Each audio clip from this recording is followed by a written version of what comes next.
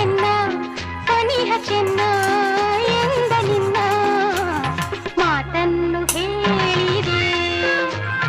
ಆ ಮೋಡ ಬಾನಲ್ಲಿ ತೇಲಾಡುತ್ತಾ ನಿನಗಾಗಿ ನಾ ಬಂದೆ ನೋಡೆನ್ನುತ್ತಾ ಲಲ ನಿನ್ನ ಸಂದೇಶವ ನನಗೆ ಕೇಳಿದೆ.